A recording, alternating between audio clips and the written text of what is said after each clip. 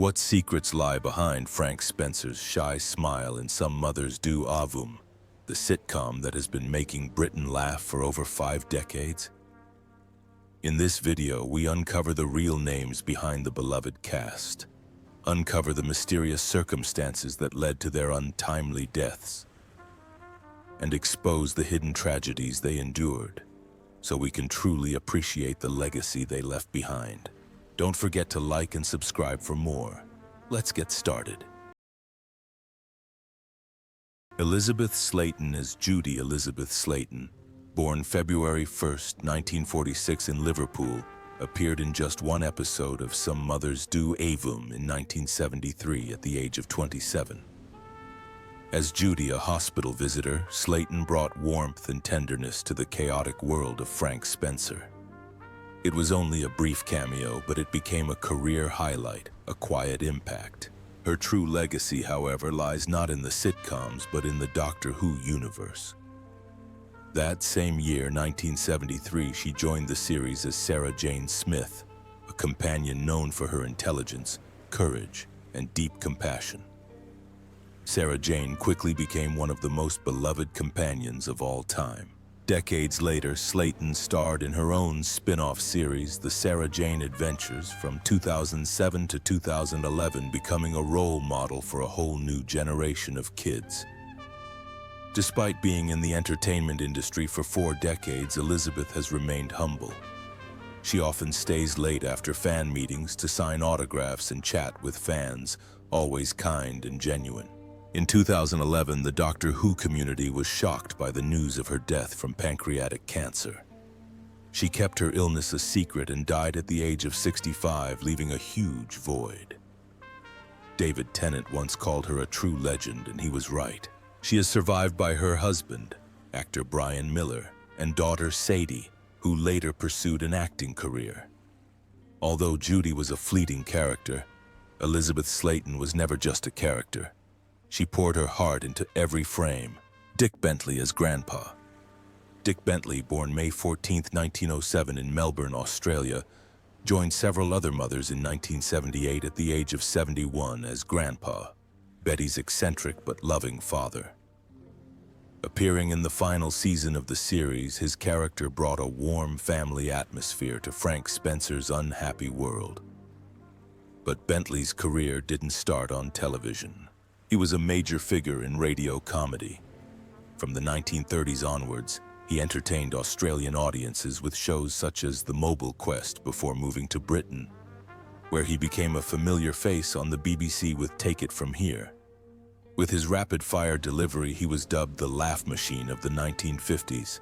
Despite his mastery of comedy, Bentley's personal life was quiet and private. In his later years, Bentley gradually withdrew from the limelight and battled Alzheimer's disease, a silent disease that robbed him of his trademark wit and sharpness. He died on August 27, 1995, at the age of 88. If you ever laughed at Grandpa's adventures or loved his voice on the radio, you owe Dick Bentley a smile. And that is perhaps the greatest legacy of any artist, to bring laughter and then die with dignity. Michael Crawford as Frank Spencer. Michael Crawford, born January 19, 1942 in Salisbury, was the heart and soul of Some Mothers Do Avum. Playing Frank Spencer, a clumsy but good-natured man whose every move was a disaster. From 1973 to 1978, starting the role at the age of 31. With his quavering voice and signature line, "Oh, Betty," Frank has become one of the most iconic characters on British television. Crawford's talent lies not only in his physical comedy, falling down stairs and smashing things, but also in imbuing Frank with a vulnerability that makes viewers laugh and empathize. This rare combination of humor and humanity makes Crawford unforgettable. After Some Mothers, he turned to musical theater, reaching new heights with his first performance as the Phantom in The Phantom of the Opera, 1986, winning a Tony Award and winning over Broadway audiences. But fame came at a price. During his separation from his wife, Crawford withdrew from public life, living quietly in an apartment to escape the pressures of fame. He sometimes turned down new roles to avoid being pigeonholed as Frank, but his love of acting never waned.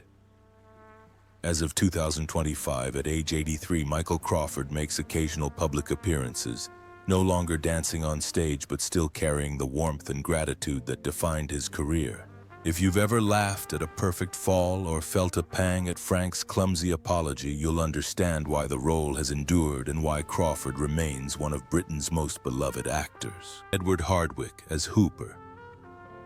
Edward Hardwicke, born on 7th of August 1932 in London, appeared in a single episode of Some Mothers Do Have He in 1973, at the age of 41, playing Hooper, a serious character who was the polar opposite of Frank Spencer's bumbling antics. It was a brief role, but it showed Hardwicke's true strengths, bringing depth and presence to otherwise quiet, serious characters. Born into a theatrical family, his father was the legendary actor Sir Cedric Hardwicke. Edward trained at RADA and served in the Royal Air Force before embarking on a career in acting with a calm, disciplined, but not lacking in flair. His most memorable role came in the 1980s, playing Dr. Watson alongside Jeremy Brett in The Return of Sherlock Holmes. His calm, matter-of-fact performance perfectly balanced Brett's intensity, and together they created what many consider the quintessential Holmes-Watson pairing. Sadly, Hardwicke passed away from cancer on May 16, 2011, at the age of 78. His death was quiet, but to Sherlock Holmes fans, he will forever be Watson, not flashy, but the most loyal and trustworthy friend imaginable. Jane Hilton as Mrs. Fisher.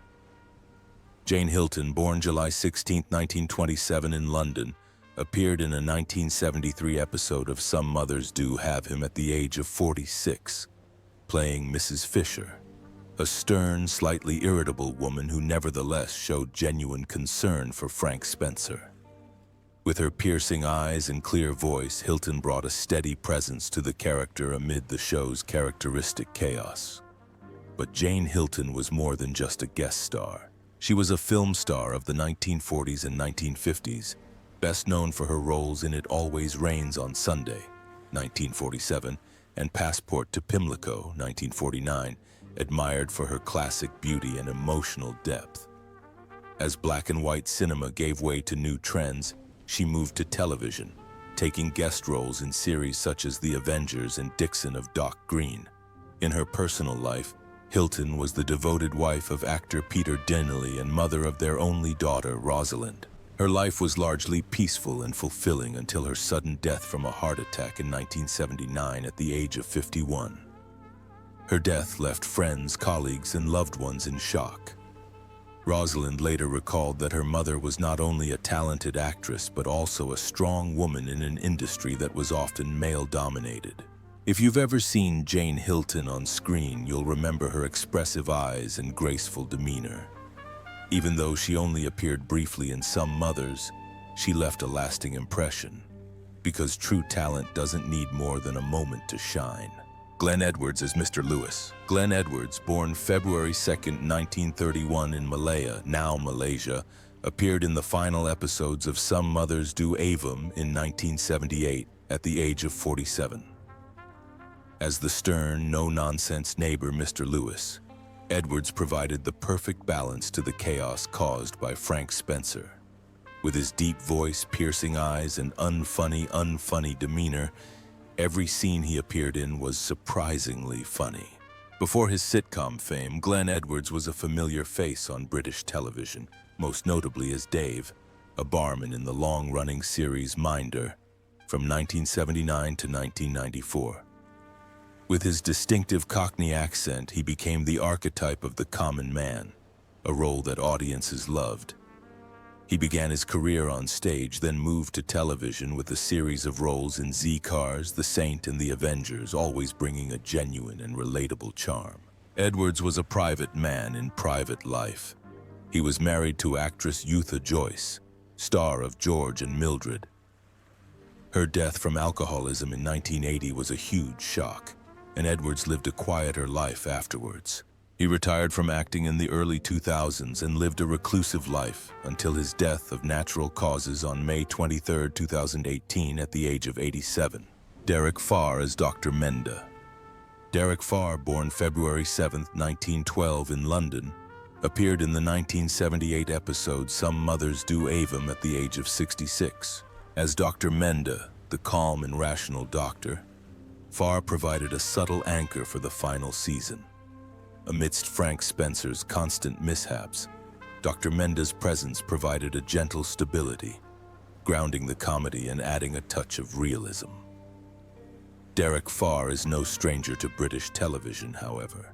He was one of the most beloved actors in British cinema during the 1940s and 1950s, best known for his leading roles in The Dam Busters, 1955, and No Highway in the Sky, 1951. Opposite such stars as James Stewart.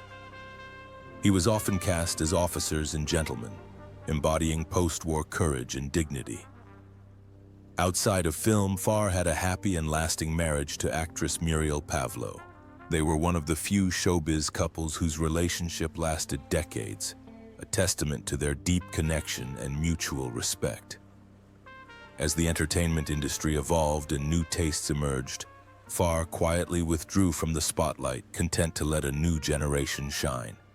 He died of natural causes on March 21, 1986, at the age of 74. His death did not cause a public stir, but for fans of the golden age of British cinema, it marked the loss of a true gentleman on screen.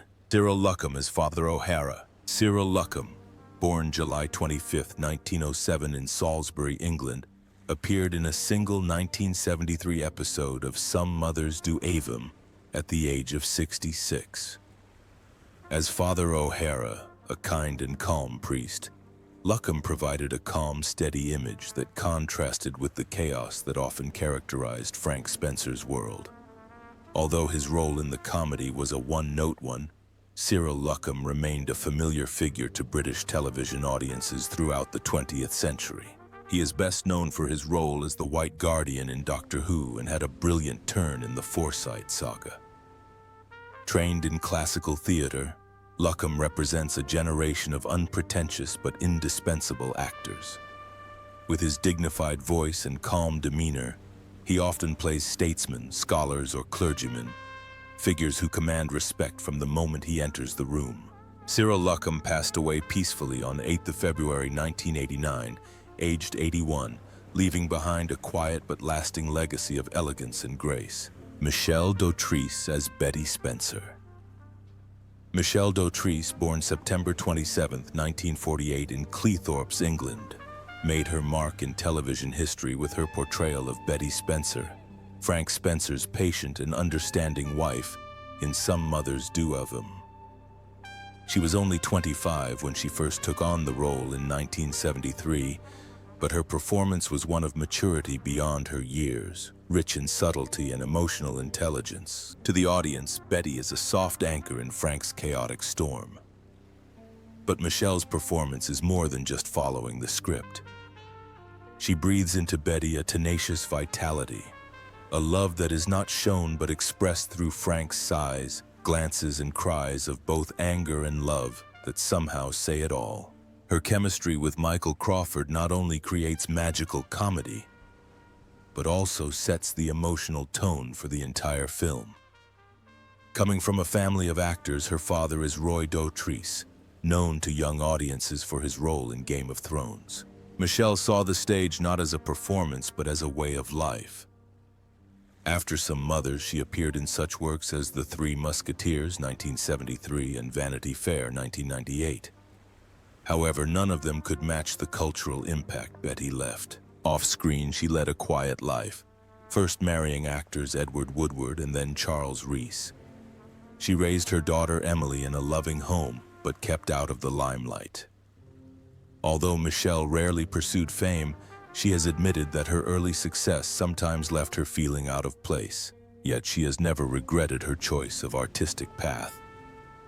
In 2025, at the age of 76, Michelle occasionally appears in reunion specials, her voice still carrying that delicate power.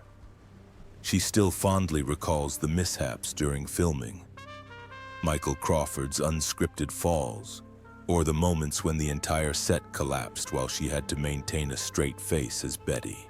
Betty Spencer was never meant to be a character who was meant to be funny or dramatic. But under Michelle Dautrice's quiet guidance, she became something much more enduring, a symbol of unconditional love, unwavering support, and the quiet hope that even in the midst of disaster, someone will still be there for you. John D. Collins as Dr. Boyd, Jeffrey Chater as bank manager. Jeffrey Chater, born 23rd March 1921 in London, appeared in a 1973 episode of Some Mothers Do Ovum at the age of 52. As the bank manager, confused and increasingly bewildered by Frank's antics, Chater delivered a masterclass in subtle comedy, using only his eyes and awkward pauses rather than big jokes. Chater was a familiar face on British stage and television throughout the 20th century. He appeared in Brideshead Revisited, The New Avengers, and many other period films. With his elegant looks and perfect English accent, he was often cast as judges, politicians, or academics, characters that exuded sophistication. A graduate of RAID, he even shared the stage with Laurence Olivier, cementing his profound theatrical legacy. Jeffrey Chater passed away on October 16, 2021 at the remarkable age of 100. His role in Some Mothers only lasted a few minutes, but if you watched the episode, you probably remember the look of concern on his face when Frank walked through the door. That's the beauty of great comedy. It doesn't have to be loud. It just has to be perfectly timed. James Cossins as Watson. James Cossins, born December 4, 1933 in Beckenham, Kent, is a man whose screen presence rarely lasts more than a few scenes. But those scenes remain in your memory, etched in his unrivaled ability to portray the confused, the difficult, and the bored. In 1973, at the age of 40, he appeared in a single episode of Some Mothers Do Ovum, playing Watson, a man whose life is momentarily turned upside down by the whirlwind of misfortune that is Frank Spencer. With his furrowed brows, his gruff voice, and his painfully genuine anger, Cossins turned a seemingly innocuous role into something that made audiences laugh. There was something comically latent in his seriousness as the world crumbled around him. His humor came not from jokes, but from precision. He never winked at the camera, never begged for laughs, and that was why people laughed. That kind of straightforward humor became his trademark. He perfected this ability in dozens of roles, often as stern schoolteachers, surly civil servants, or gentlemanly men who could not stand absurdity.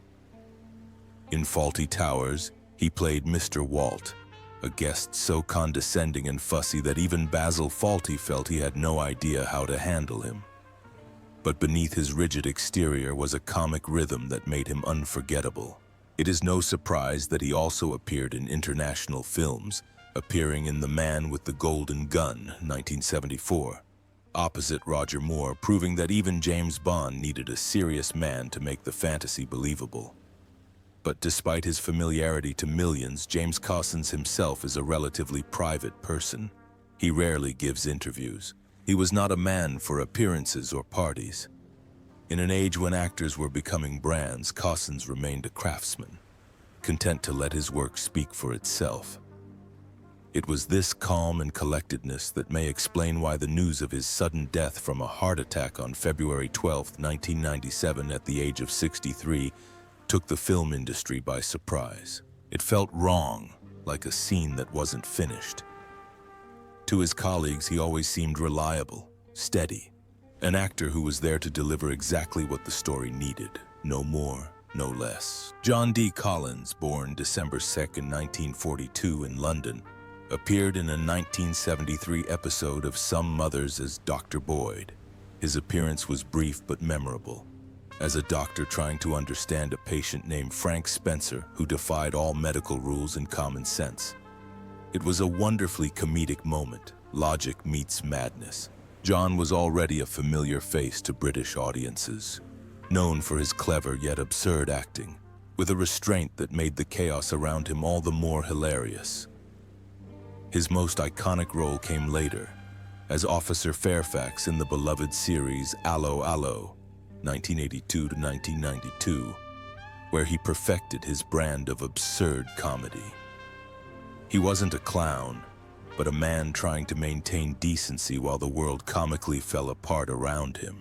Growing up in post-war Britain, John brought a quiet dignity to his craft.